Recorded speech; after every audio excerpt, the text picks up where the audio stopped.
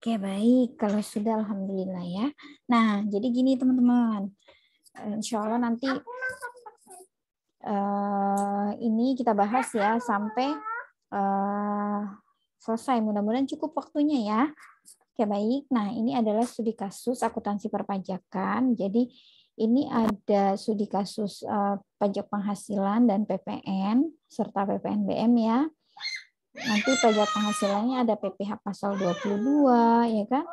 23, terus ada PPh pasal 24, angsuran PPh pasal 25, terus ada PPh pasal 4 ayat 2 ya atau PPh final disebutnya. Lalu ada juga transaksinya nanti dikenai oleh PPN maupun PPNBM gitu ya. Nah, untuk lengkapnya ya nanti teman-teman diminta untuk menghitung terlebih dahulu dan melakukan penjurnalan ya yang dilakukan oleh si PT Cikarang Manufacturing ini. Begitu ya teman-teman ya.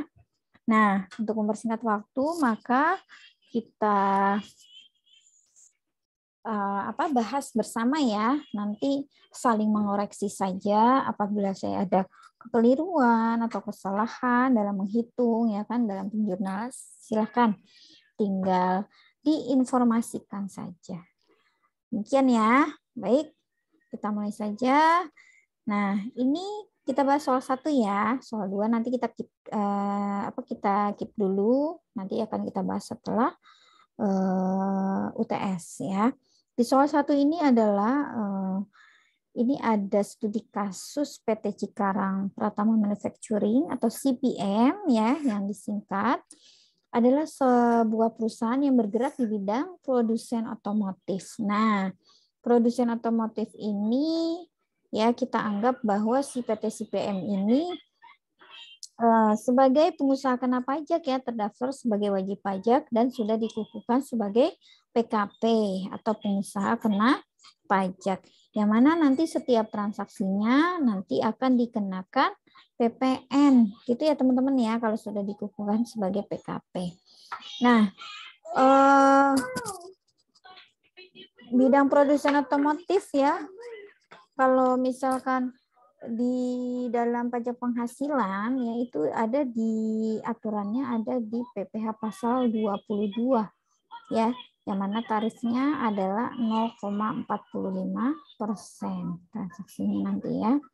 Oke, yuk kita bahas pelan-pelan yuk untuk yang transaksi ya PT CPM selama bulan Desember 2019.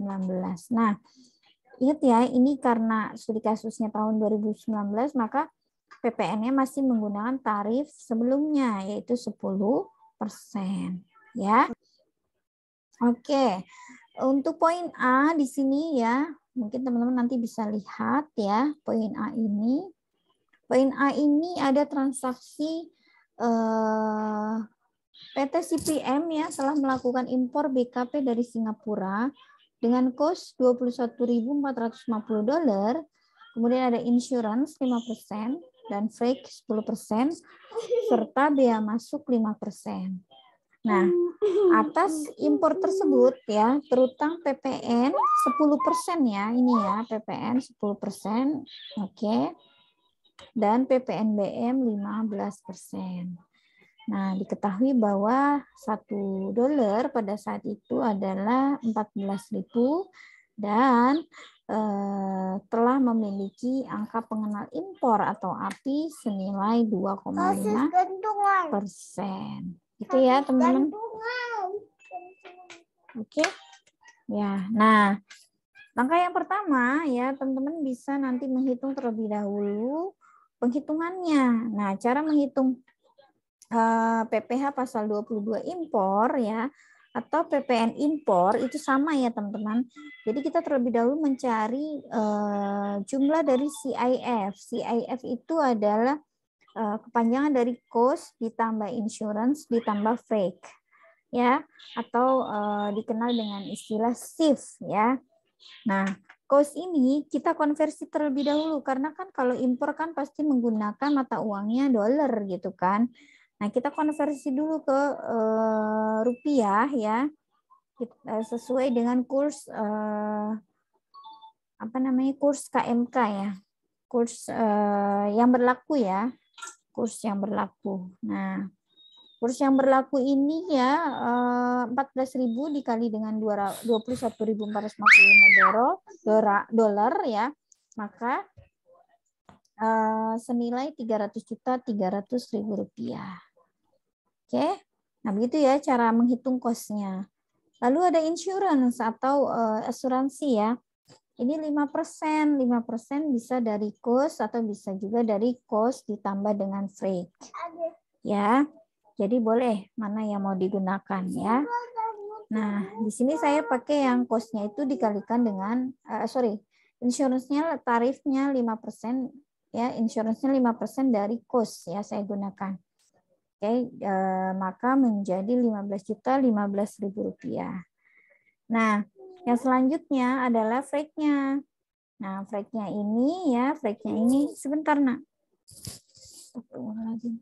Freight-nya ini 10% dikalikan dari CIF juga gitu. Sebentar teman-teman, izin. Nah, begitu ya. Jadi SIF-nya atau CIF-nya ya, cost ditambah insurance ditambah freight-nya itu adalah sebesar 345 juta ya, 345.000 rupiah. Nah, kita udah ketemu nih CIF-nya atau SIF-nya ya. Nah, selanjutnya kita hitung deh tuh biaya masuknya. Biaya masuknya adalah 5% ya. 5% lalu dikalikan dengan SIF-nya ya, maka sebesar 17.267.250. Nah, lalu SIF ditambah dengan biaya masuk ya, itu ketemu namanya nilai impor atau DPP ya. Begitu ya, teman-teman ya. Oke. Nah, tadi sebentar belum join.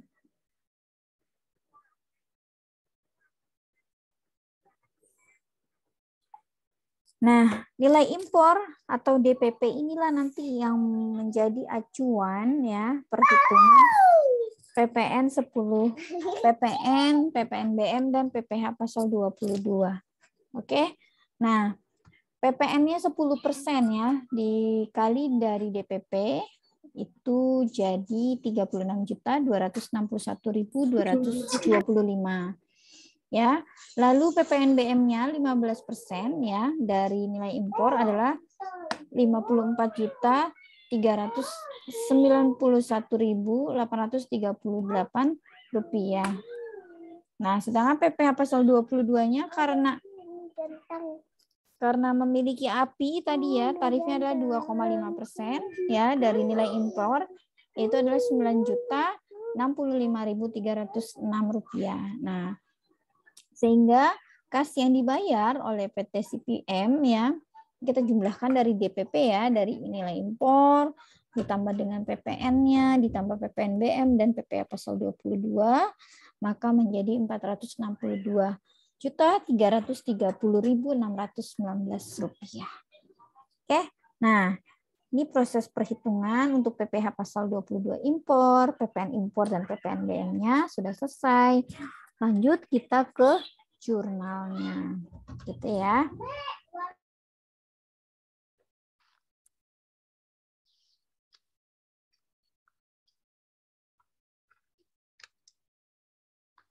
Nah, kita langsung buat jurnalnya karena tadi kita jumlah-jumlahnya udah tahu ya, angka-angkanya ya. Oke.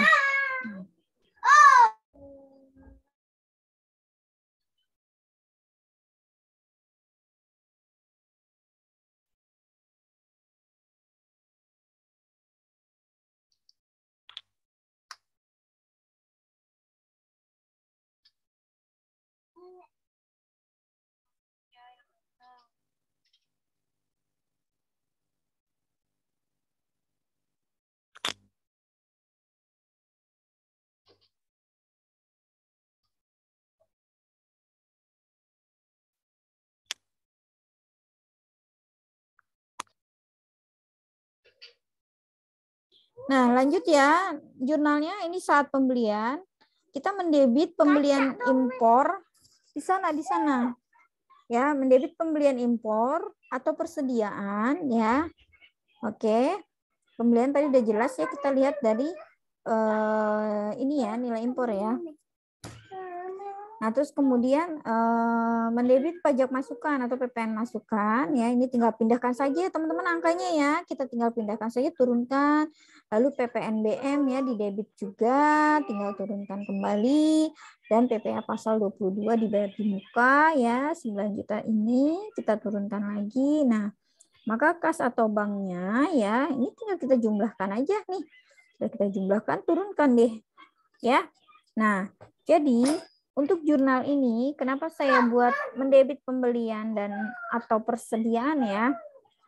Ini tergantung nanti pencatatan persediaannya menggunakan metode fisik atau perpetual, gitu ya. Menggunakan metode fisik atau perpetual. Kalau menggunakan metode fisik, maka mendebit pembelian. Tapi kalau menggunakan metode perpetual ya, maka mendebit persediaan. Nah, ini jadi tentatif nanti ya, disesuaikan saja dengan metode pencatatan dari persediaan ya. Oke. Baik. Nah, setelah kita menjurnal pembelian ya, menjurnal saat pembelian, lalu kita melakukan penjurnalan pengkreditan PPh pasal 22-nya. Nah, kenapa dikreditkan? Karena nanti ini ya PPh pasal 22 dibayar di muka ini nanti adalah menjadi pengurang dari PPh terutang, karena ya kan ini dipotong atau dipungut ya. Jadi bisa dikreditkan di PPh akhir tahun ya, yaitu dengan mendebit PPh badan terutang dan mengkredit PPh pasal 22 dibayar di muka. Demikian kawan-kawan, ini untuk yang nomor 1 poin A. Silakan, sampai sini ada yang perlu didiskusikan atau ditanyakan? Silakan. Ibu izin bertanya. Ya, Firda. Untuk jurnal saat pembelian itu ada akun PPNBM ya, Bu? Maksudnya PPNBM-nya tidak dimasukkan dalam pembelian atau persediaan? Oh, dia dibuat terpisah gitu. Dia dibuat terpisah. Jadi PPN kita menjurnal PPNBM-nya sendiri-sendiri, PPN sendiri ya kan, pembelian sendiri, PPh pasal 22 sendiri ya kan.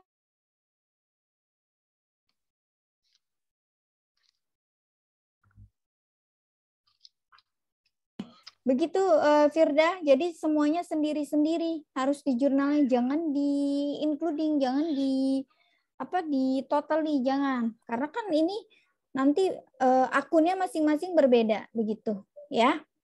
Oke? Cukup jelas Firda?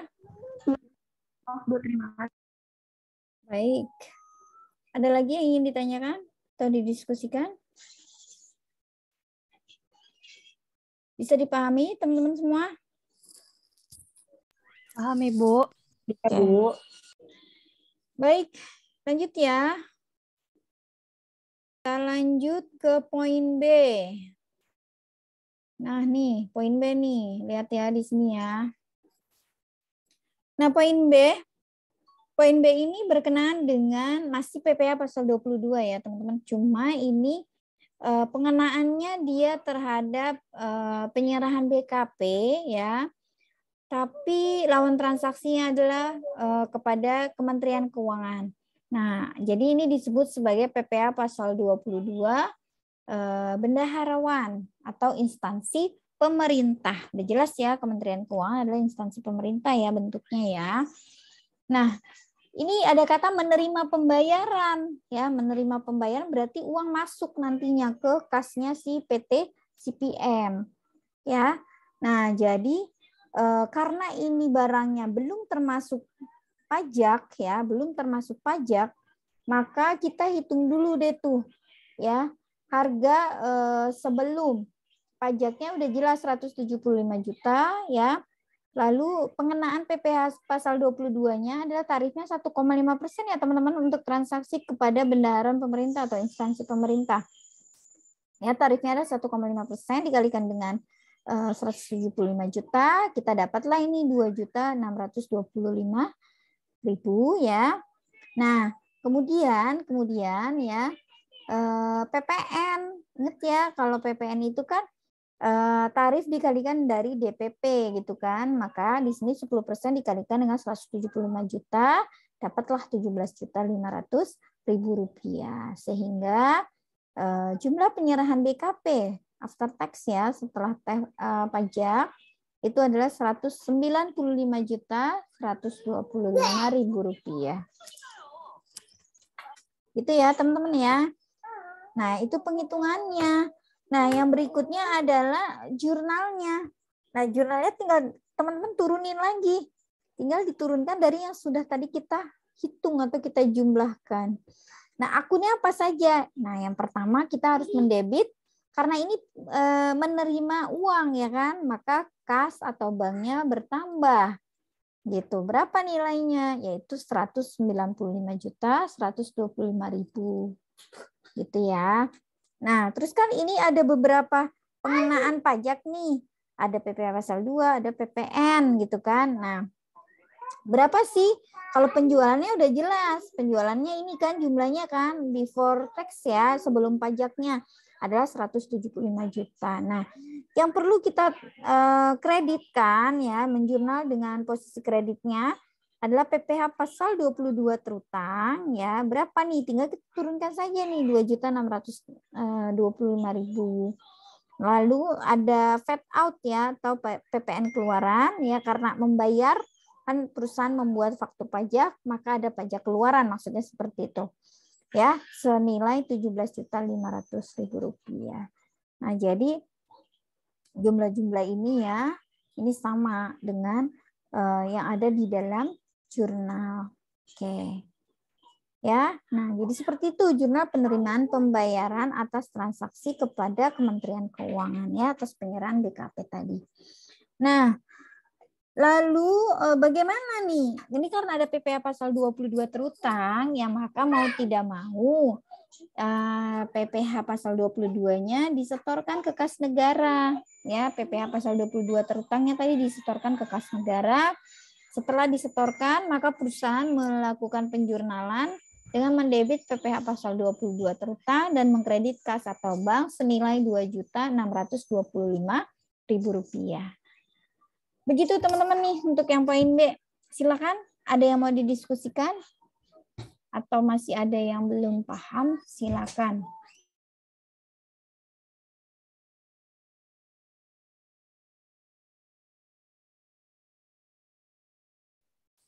Gimana teman-teman? Bisa diikuti? Bisa, Bu. Bisa, Bu. Terus, Ibu. Yang lain mana suaranya nih? Firdada aja nih sama Rizky, sama Esi ya kan? Yang lain pada kemana? Bulan. Bisa, Ibu. Oke, alhamdulillah. Iya, harus jelas bisa, ya. Ibu. Nah, kalau ini semua kan enak nih. Jadi saya bisa tahu nih siapa-siapa aja yang yang mengerti gitu sama yang belum. Gitu ya. Oke, baik kita lanjutkan. Ya, kita lanjutkan ke poin C. Oke, ke poin C nih. Poin C ini juga sama. Kasusnya masih PPh pasal 22 ya. Oke, cuma pengenaannya beda. Ini atas pembelian kendaraan gitu ya.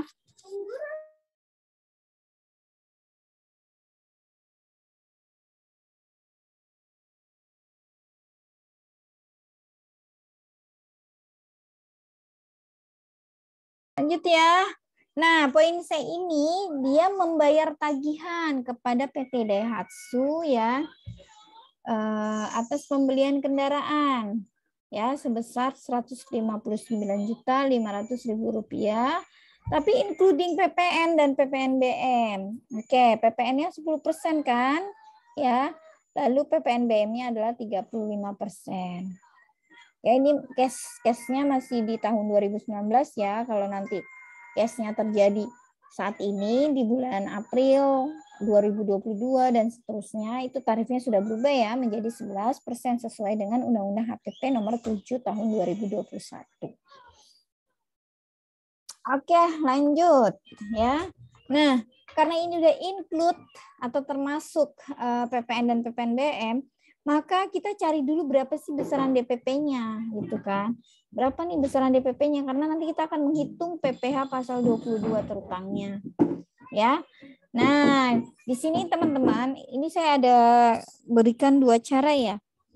Cara yang pertama, kalau kita ingin mencari besaran PPN terutangnya, ya bukan DPP ya, ini PPN terutangnya adalah rumusnya, ya tarif PPN kan 10%, ya enggak?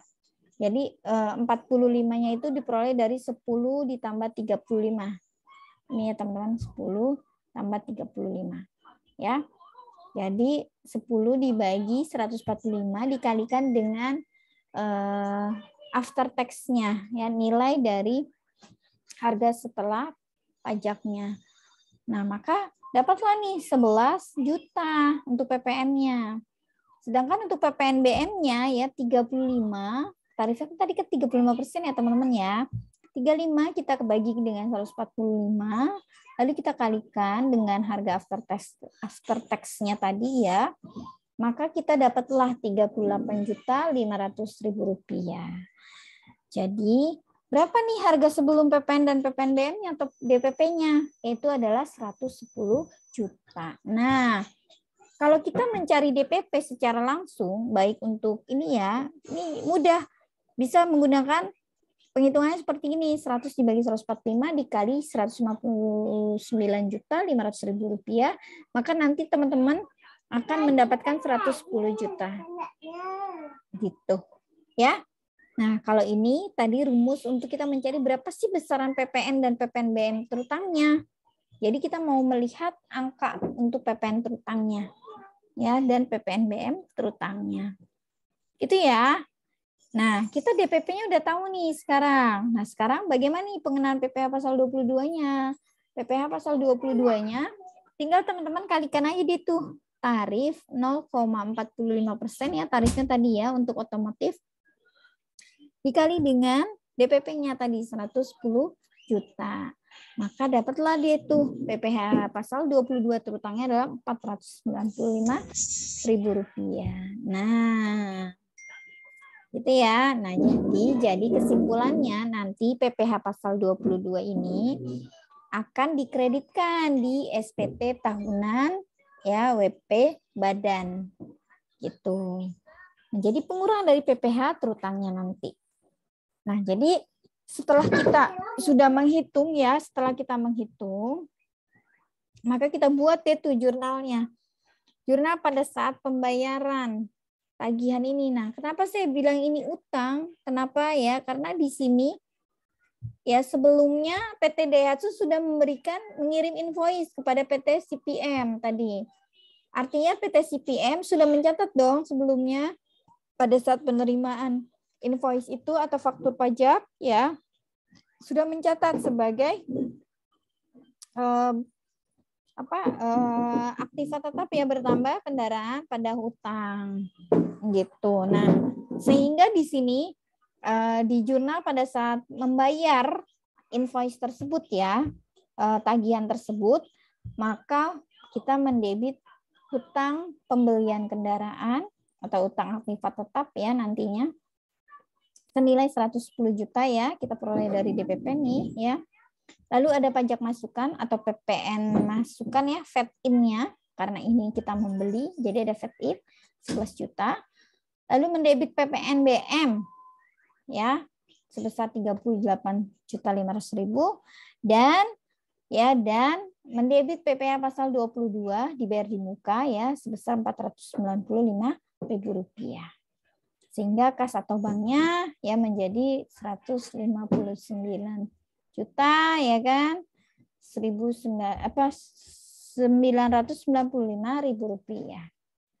Begitu teman-teman ya. Nah, karena ini PPh pasal 22-nya dipotong atau dipungut ya.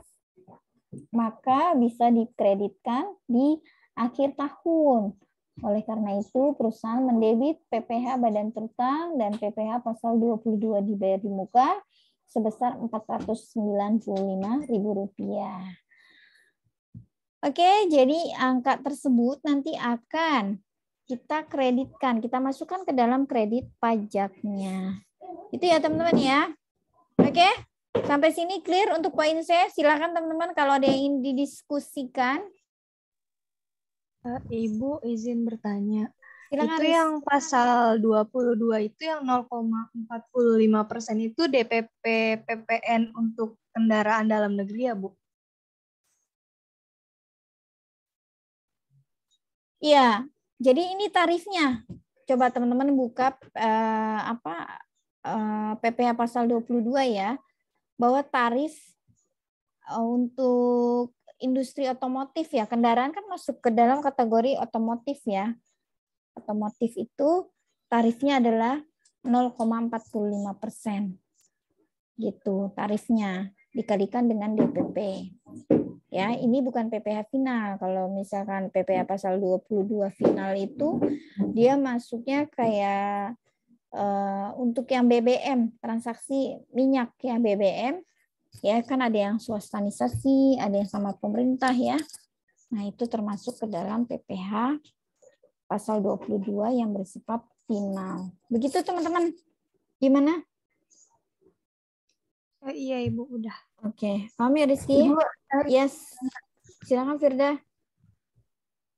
berarti PPh pasal 22 dalam transaksi ini dikenakan atas pengadaan barang atau bagaimana? Pembelian barang. Atas Pembelian. pembelian kendaraan ini.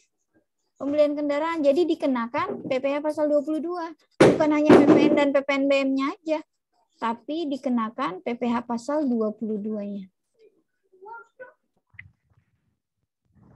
Begitu Firda? Iya, sama-sama. Oke, ada lagi yang ingin ditanyakan? Silakan. Sebelum saya lanjut ke poin D, ini poin D juga masih tentang PPh pasal 22. Oke, tapi dia hanya termasuk include PPN. Oke. Lanjut. Bisa diikuti? Silakan teman-teman. Oke, baik. Alhamdulillah. Yuk kita lanjut ya. Ke poin D. Poin D tadi ya sudah saya sampaikan bahwa ini adalah tentang PPh pasal 22 ya. Atas penyerahan BKP ya. Ini udah jelas. BKP kendaraan ya. Kendaraan ini nilainya 300 juta. Ya, maka masih menggunakan tarif 0,45%. Ya. Oke. Nah, lanjut ya.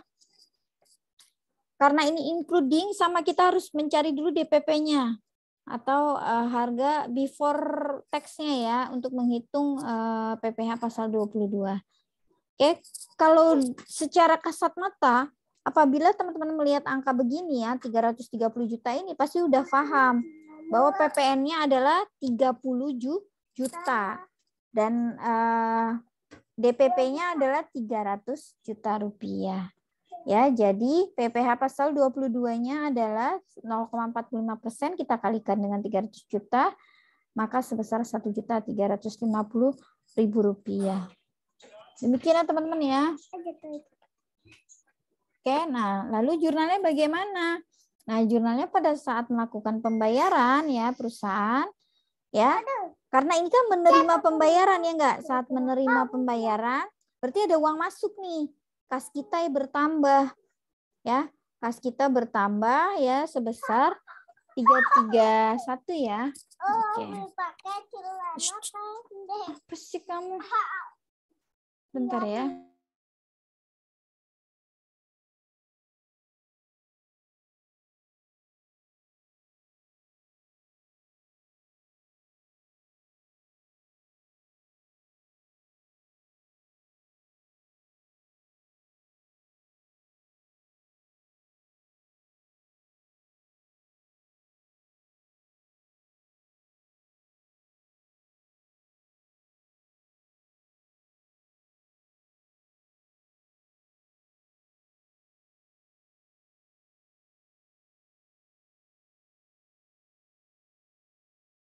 Oke, baik ya. Nah, jadi pada saat menerima pembayaran ya, pada saat menerima pembayaran itu ya kita mendebit kas ya, perusahaan mendebit kas sebesar 331 ya. Karena kan tadi PPN-nya 30 ya, 30 juta ditambah dengan PP pasal 22 ya. Nah, jadi mendebit kas atau bank senilai Rp331.350.000, lalu mengkredit PPN keluaran. Nah, ini kan karena ada menerima uang, faktur pajaknya keluaran kan, dibuatnya seperti itu. Senilai 30 juta dan PPh pasal 22 terutangnya 1.350.000, maka salesnya atau penjualannya adalah 300 juta rupiah. Nah, karena ini PPh pasal 22-nya terutang ya, jadi perusahaan harus menyetorkan PPh terutang ini ke kas negara dengan mendebit ya PPh pasal 22 terutang dan mengkredit kas atau bank senilai Rp1.350.000. Begitu teman-teman ya. Silakan, ada yang ingin didiskusikan untuk ini? Monggo.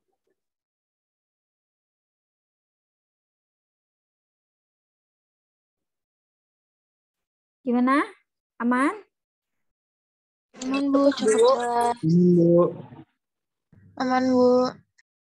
Alhamdulillah. Mantap lah kalau aman nih ya. Berarti udah pada paham semuanya. Kita lanjut ya. Lanjut ke poin E. Nah, ini udah kita bergeser ke PPh pasal 23 ya.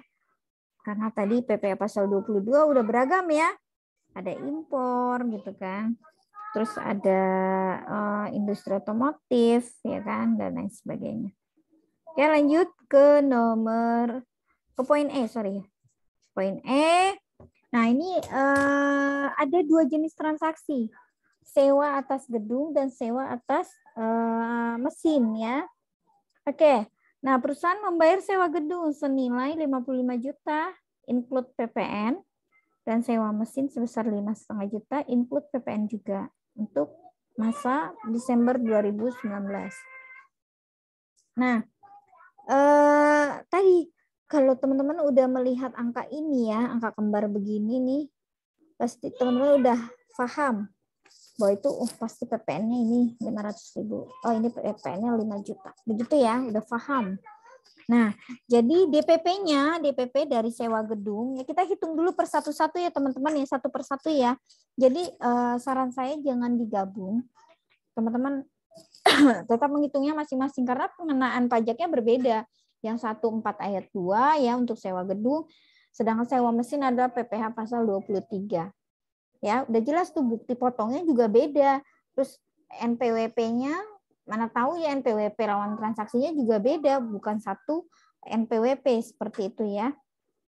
Nah, lalu ya, maka tarif untuk sewa gedung ya itu PPh finalnya adalah 4 ayat 2. 4 ayat 2, maaf. Adalah 10% maksudnya. 10% ya untuk tarif sewa gedung. Nah, sehingga di sini PPh final terutangnya atau 4 ayat 2-nya ya adalah 5 juta. 10% dari 50 juta ya. Nah, sementara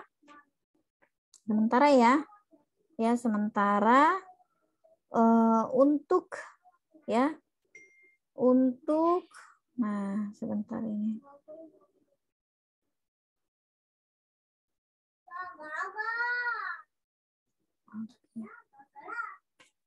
Nah, ini bisa nanti kita pindah. Oh, ini ada dulu. Nah, ini. Nah, jurnalnya ya. Sekarang kita buat jurnalnya dulu nih untuk yang pembayaran sewa gedung. Ya. Nah, jurnalnya ya. Mendebit sewa gedung dibayar di muka 50 juta. Terus ada pajak masukan ya, PPN masukan. Ya, itu 5 juta. Ya. Oke, lalu mengkredit PPh pasal 4 ayat 2 terutang 5 juta. Nah, ingat ya, ini not creditable ya. Lalu ada kas dan bank sebesar 50 juta. Nah, jadi pada saat penyetoran PPh 4 ayat 2 atau pasal 4 ya ayat 2 ya, itu PH final terutang di debit, kas atau bank di kredit sebesar 5 juta. Oke? Gitu ya. Ini untuk yang sewa gedung atau PPh final. Nah, sementara untuk yang sewa mesin tadi, dia masuk PPh pasal 23 ya, tarifnya adalah 2%. 2% dari 5 juta adalah 100.000 nih, ya enggak? 100.000, maka jurnalnya adalah seperti ini. Ya. Saat membayar sewa mesin, ya. Sewa mesin dibayar di muka 5 juta. Terus ada pajak masukan ya, PPN masukan 500.000 dan ada mengkredit PPh pasal 23 terutang 100.000 dan kas atau banknya adalah 5.400.000 rupiah. Nah, PPh pasal 23 terutang pada saat dilakukan penyetoran ya ke kas negara, maka perusahaan mendebit ya, mendebitnya dan mengkredit kas atau bank senilai 100.000 rupiah. Ya, demikian teman-teman nih untuk yang poin E. Silakan, ada yang mau ditanyain nggak? Gampang ini. Ibu Monggo. maaf. Ya, Star, silakan. Tadi PPN-nya 10/110 dari mana ya, Bu ya? Kurang dengar. Oke. 100 kan PPN kan tarifnya berapa, Neng? 10% kan?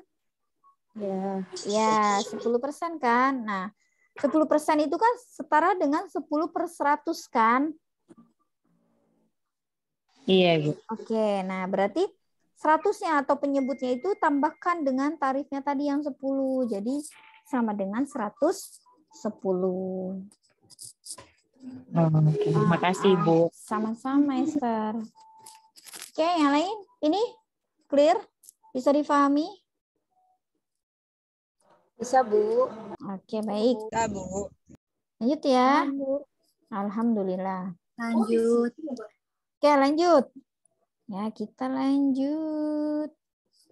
Nah, nih poin F. Poin F ya. Sebelum saya publish. Oke, nih. Ini benar nggak jurnal yang saya buat? Silakan, teman-teman. Coba perhatikan dulu. Perhatikan dalam-dalam. Ada keliruan nggak? Silakan, ada keliruan nggak? Ibu, Mm-mm. jatuhnya hutang dividen ya, bukan dividen aja ya, Bu? Iya, karena kan Sama aja. enggak gini. Kalau pada saat pengumuman muncul hutang kan? Betul nggak? Nah, ini kan mau membayar. Artinya pengumumannya udah dong sebelum tanggal pembayaran kan. Jadi perusahaan telah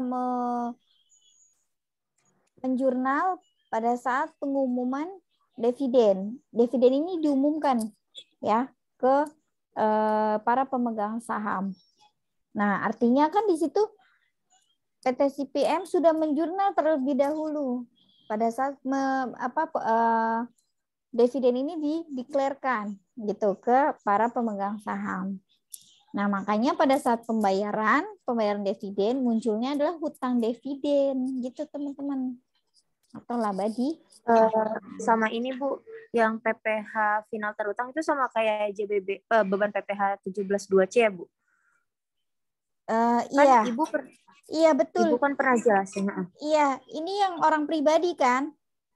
Iya. Iya, betul. Boleh ini pakai PPh pasal 17C kan? Boleh. Iya. Boleh pakai itu. Karena kan untuk orang pribadi. Gitu. Sama yang badan usaha, Bu. Kalau yang dicatat sebelumnya kan Ibu nggak ada PPh pasal 23 terutang. Ini kenapa ada ya, Bu? Ada. Karena kan gini, ini perlu dipahami. Lihat nih kepemilikan sahamnya berapa. Dicatat sebelumnya kepemilikan sahamnya lebih dari 25% kan? Atau di atas 25%. Kalau dia di atas 25% itu bukan objek. Ingat ya. Bedakan itu ya. Nah, ini kan penyertaan sahamnya atau kepemilikan sahamnya di bawah 25%. Nah, makanya dikenakan PPh pasal 23. Untuk yang badan ya. Begitu teman-teman. Jadi teman-teman lihat case-nya dulu. Ya, ini penyertaan modalnya atau sahamnya berapa? Atau kepemilikan sahamnya berapa persen? Nah, di sebelumnya memang betul, karena itu di atas 25%, maka bukan objek, tidak dikenakan PPh pasal 23, karena bukan objek. Begitu. Nah, yang kemarin dijelasin Ibu di grup itu, nggak jelasin itu, Bu, makanya kita ngikutin sama yang di grup. Oh, oke. Ibu cuma ngejelasin kalau orang pribadi kena beban PPh 17 aja. Oh gitu. Perasaan saya jelasin Iya. deh. Oh berarti bukan di kelas kamu. Maaf berarti Iya, ada Bu. yang Iya. nggak apa-apa. Sorry Esi. Saya jelasin kok itu ada apa saya jelasin pas saya Zoom deh kalau nggak salah, lupa saya di kelas yang mana. Gitu Esi ya. Jadi bedakan itu ya. Ya, Bu. Berarti dari kepemilikan saham berdasarkan kalau 25% tidak dikenakan PPh, kalau di bawah 25% dikenakan PPh. Iya, makanya kan kalau di undang-undang ya objek pajak tuh di pasal 4 ayat 3, bukan objek kan, PPh pasal 4 ayat 3 kan. Itu ada tuh di kepemilikan saham lebih dari sama dengan tuh tandanya simbolnya gitu kan, 25%, maka disebut sebagai bukan objek. Gitu. Paham untuk ya? tarifnya berapa persen? Tarifnya 15. Kan bunga, deposito, ya kan, royalti, itu 15% PPh pasal 23. Bunganya bunga non-bank, misalkan kayak bunga pinjaman, ya kan. Terus pokoknya bunganya yang nggak berkaitan dengan bunga bank, bukan bunga deposito, bukan bunga obligasi, dan lain sebagainya. Ya, bunga non-bank disebutnya. Iya. Terus ada dividen, ada royalti, tarifnya 15%. Gitu teman-teman. Ya. Paham ya ini ya? Oke, kalau yes sama-sama. Ini boleh tulis PPh pasal, tadi PPh final boleh, atau PPh pasal 17C juga boleh ya. Jadi disesuaikan aja teman-teman ya. Kalau nanti teman-teman next, Bu, PPh final, boleh nggak apa-apa gitu. Final berarti kan memang kalau untuk dividen orang pribadi kan memang dia sebutnya final gitu kan. Jadi not creditable gitu, nggak bisa dikreditkan. Atau mau lebih spesifik aja deh Bu, biar nggak ini pusing. Sesuai sama contohnya gitu kan, yang kemarin Ibu jelasin, boleh juga nggak apa-apa. Gitu ya teman-teman. Oke, paham ya, clear ya? Paham Ibu. Ya Bu. Clear Bu. Yap, jadi ini udah jelas ya. Allah. Sebentar nak. Udah jelas ya, ini berapa tadi? 10% kan? Oke, nggak bisa ini di sini. Ini udah dicabut. 10% ya, sebentar. Ini ya tarifnya ya, 10%. Ini tadi berapa tarifnya? PPh pasal 23? 15%. 15%. Ini pun juga sama. Berapa? Aduh, mati lampu. Oh, ini ya dimatiin. Oke.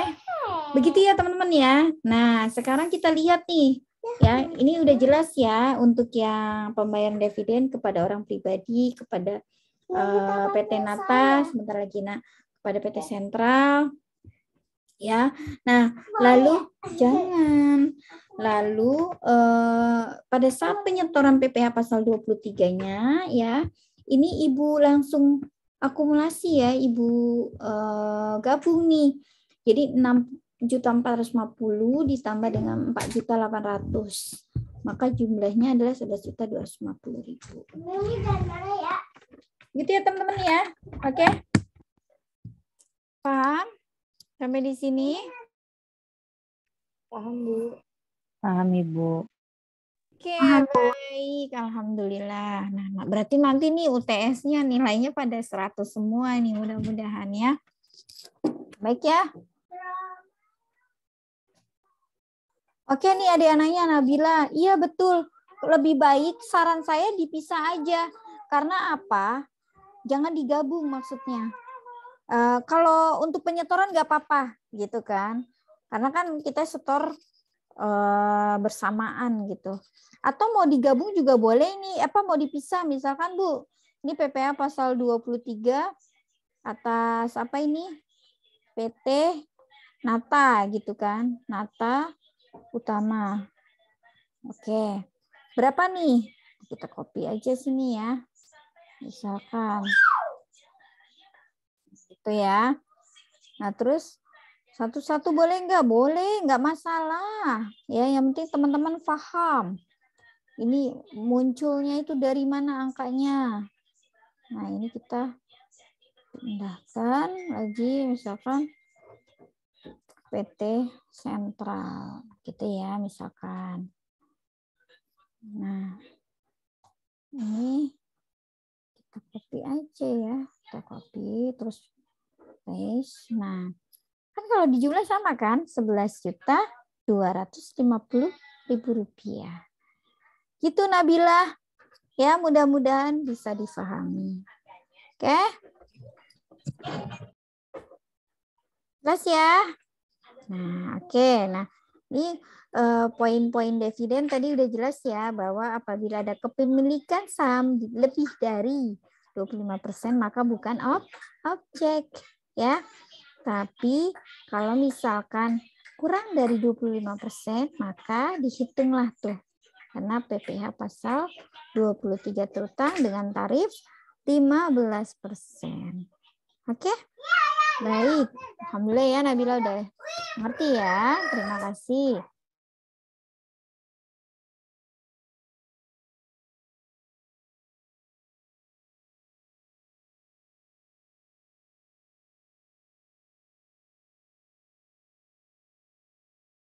Lanjut ya. Ke poin G nih. Poin G ini masih berkenaan dengan PPh pasal 23, tapi dia atas jasa maklun. Ya teman-teman ya. Oke, pembayaran include PPN. Nah, berarti kita cari dulu nih DPP-nya. Ya. DPP-nya berapa? Nah, DPP-nya adalah 15 juta. Betul sekali, ya. Karena udah tahu deh pasti kalau angka-angka begini, oh berarti ini DPP-nya 15. PPh-nya berarti 1,5 juta gitu kan.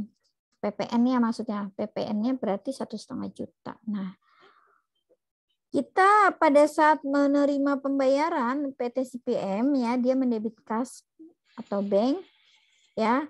Lalu PPh pasal 23 dibayar di mukanya karena tadi kan DPP-nya ya, ini DPP ya teman-teman ya. DPP-nya adalah 15 juta ya. Dikalikan tarif, ingat jasa itu jasa maklun masuk ke PPh pasal 23 ya dengan tarif 2% ya. 2%. Iya, betul sekali. Maka PPh pasal 23 dibayar di mukanya adalah Rp300.000. Ya.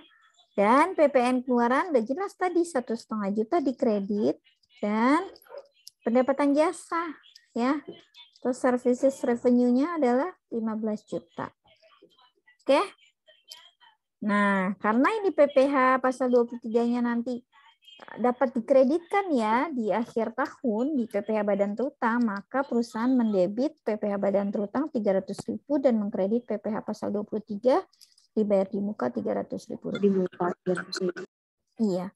Begitu teman-teman. Silakan. Gampang kan? Kalau pada saat sudah dibahas seperti ini sederhana, maksudnya simple gitu. Oh, ternyata cuma begini.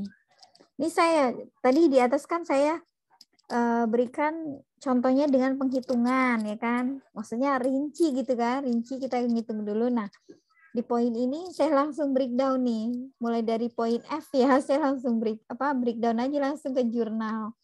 Hitungannya maksudnya di sini saya buat pada saat penjurnalan gitu.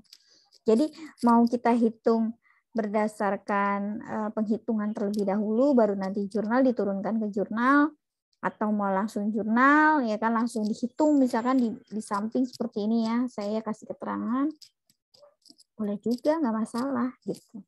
Nanti sama kok untuk pendebitan maupun pengkreditan atau jumlah-jumlahnya ya, nominalnya berapa-berapanya pasti sama. Demikian teman-teman. Oke. Clear? Clear, Bu. Oke, baik. Lanjut ya. Lanjut nggak nih? Masih semangat? Lanjut, Bu. Oke, baik. Saya lanjut nih ke poin H. Poin H nih royalti. Nah, tadi saya udah nyinggung nih royalti. Royalti tadi tarifnya berapa? Kalau untuk ini PPh pasal 23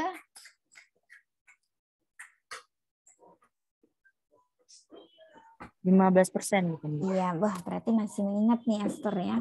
Nah, cuma ini beda, bukan wajib pajaknya dalam negeri, tapi wajib pajaknya luar negeri, ya kan? Karena di situ jelas royaltinya dibayarkan kepada Honda Ltd di Jepang ya. Nih, ya, saya beri keterangan ini. Diberikannya ke luar negeri royaltinya. Ya. Senilai 24 juta, tapi ini after tax. Nah, udah jelas nih tarifnya adalah 20%. Nah, maka pada saat pembayaran perusahaan menjurnal beban royalti 20 juta kan? Karena kan kita tahu dulu kan berapa sih sebelum pajaknya ya. Lalu mengkredit PPh pasal 26 terutang 4 juta. Nah, maka kas atau banknya yang diberikan adalah 16 juta rupiah. Gitu ya, teman-teman. Nah, terus kemudian nih perusahaan ada kewajiban menyetor PPh 26 terutangnya dengan mendebit PPh pasal 26 terutang dan mengkredit kas atau bank senilai 4 juta rupiah. Gampang kan? Gimana? Ada pertanyaan? Silakan teman-teman. Ibu, PPh 26 sama 24 sama atau beda, Bu? Beda. 24 adalah kredit pajak luar negeri. Atau penghasilan dari luar negeri disebutnya. Penghasilan yang sumbernya dari luar negeri. Kalau 26, ya 26 adalah wajib pajak luar negeri. Khusus untuk pengenaannya wajib pajak luar negeri, subjeknya ya, atau objek apa subjek pajaknya ya. Kepada wajib pajak luar negeri dibayarkannya. Saya dibedakan 24 dengan 26. Gimana teman-teman? Yang lain? Jelas kan nih? Lanjut, Bu. Oke, baik. Alhamdulillah, terima kasih Esther. Lanjut ya, nih poin I. Kita dua lagi nih, gampang ini poin I sama J mah. Ya. Nah, tadi poin H si PT CPM-nya yang memberikan royalti kepada wajib pajak luar negeri. Nah, kalau ini si PM-nya menerima dividen dari luar negeri. Nah, makanya ini disebut PPh pasal 24 karena ada penghasilan yang sumbernya dari luar negeri. Gitu. Nah, yang diterima setelah pajak ya 25% itu adalah 75 juta. Nah, jadi pada saat menerima dividen si PT CPM menjurnal kas ya dan bank itu didebit senilai 60 juta. Lalu PPh pasal 24 dibayar di muka itu 15 juta ya didebit dan mengkredit pendapatan dividen sebesar 75 juta rupiah. Oke. Nah, lalu pada saat akhir tahun ya menghitung PPh badan terutang, maka PPh pasal 24 ini boleh dikreditkan dengan menjurnal, mendebit PPh badan terutang 15 juta dan mengkredit PPh pasal 24 dibayar di muka sebesar 15 juta rupiah. Begitu, teman-teman?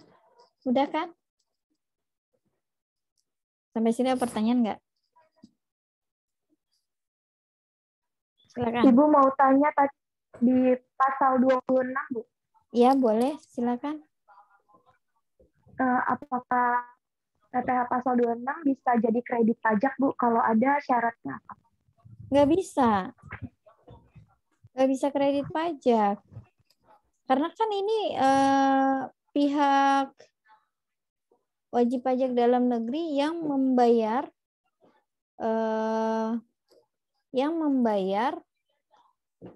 kepada wajib pajak luar negeri. Jadi yang mengkreditkannya itu ya biasanya kalau PPh pasal 26 sih di final masuknya. Yang menerima ya, yang menerima penghasilan itu biasanya final. Jadi nggak dikreditkan, nggak bisa. Gitu kecuali kalau si wajib pajaknya sudah lama tinggal di Indonesia lebih dari 183 hari, maka dia memiliki kewajiban untuk melaporkan SPT tahunan. Begitu sih, Firda. Jadi nggak bisa dikreditkan kalau untuk PPh pasal 26. Ya, karena ini adalah kepada wajib pajak luar negeri. Ya, wajib pajaknya atau subjek pajaknya adalah luar negeri, orang pribadi atau badan yang tinggal di luar negeri. Atau yang tinggal di Indonesia kurang dari 183 hari. Begitu kan bunyinya kalau di undang-undang. Begitu, Firda. Oke? Baik, Bu. Terima kasih. Baik, lanjut ya ke poin J. Terakhir. Ya, ini J gampang banget ya. Poin J itu membayar angsuran PPh pasal 25 sebesar 13.500.000. Nah, maka jurnalnya pada saat menyetor PPh pasal 25 ya, mendebit PPh 25 dibayar di muka dan mengkredit kas atau bank sebesar 13.500.000 rupiah. Sedangkan pada akhir tahun nanti ya, PPh badan terutangnya bisa dikreditkan ya atau sebagai pengurangan dari PPh terutang. Maka mendebit PPh badan terutang dan mengkredit PPh pasal 25 dibayar di muka sebesar 13.500.000 rupiah. Gitu, teman-teman. Gimana? Sudah mulai bisa memahami untuk penjurnalan ini? Bu, untuk yang bayar angsuran PPh pasal 25 perlu dikreditin 1 tahun nggak, Bu? Closingan 1 tahun. Bisa. Ini kan cuma di dalam case-nya ini kan dikasih tahunya cuma membayar angsuran PPh pasal 25. Nah, ini nggak tahu per bulan atau setahun gitu. Karena kalau di kredit pajak ya, kan ada PPh pasal 25 dibayar sendiri, ada kredit pajak gitu kan. Nah, gini nih maksudnya nih. Jadi di sini di soal ya kan, kita belum tahu gitu. Ini untuk setahun atau sebulan gitu loh maksudnya. Jadi makanya jangan dikalikan 12 gitu. Jadi cukup yang ditampilkan aja ini angkanya ya, hanya 1 kali aja. Kecuali nanti kalau ada keterangan membayar angsuran PPh pasal 25 sebulan itu per bulan 13.500.000 baru kita kalikan 12 ya.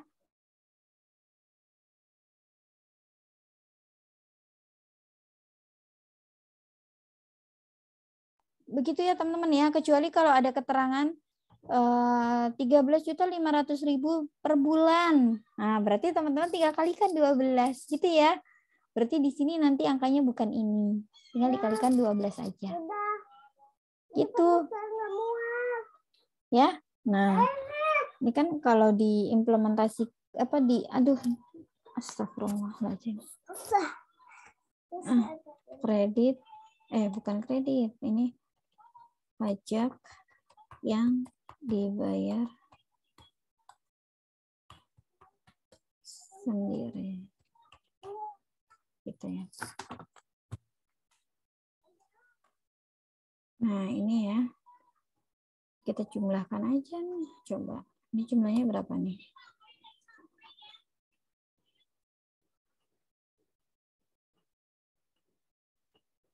Jadi berapa nih?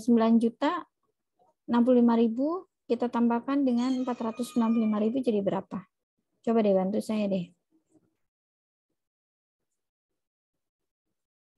Berapa jumlahnya? 9.560.000. 9.560. 306. 306. Iya. Oke. Nah, ini kan begini nih.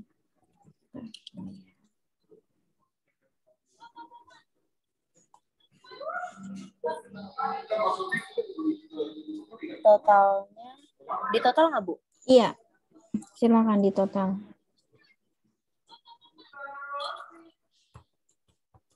Kalau mau disesuaikan, menghitung pajak sesuai yang benernya itu begini, gitu. Ini berapa nih jumlahnya? 24.860.306. 860 36 306. Ah, gini ya. Nah, oke. Nah, lalu ada pajak yang dibayar sendiri. Nah, pajak yang dibayar sendiri ini biasanya bunyinya begini. Angsuran PPh pasal 25. 13.500 ya. Nah, jumlah kredit pajaknya ya. GS 38 juta deh. Udah deh selesai nih.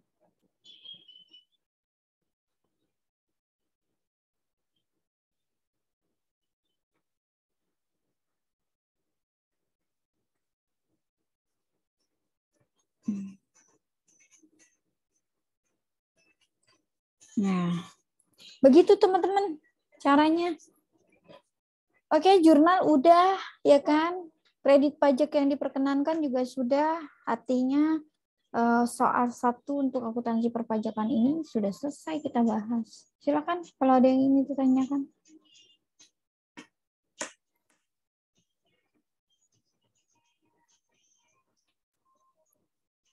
Gimana? Bisa dipahami? Kan PPh utangnya kan kita nggak tahu kan. Karena kan kita nggak diminta, ya nggak? Nanti kalau ada ya tinggal dihitung aja berapa gitu ya.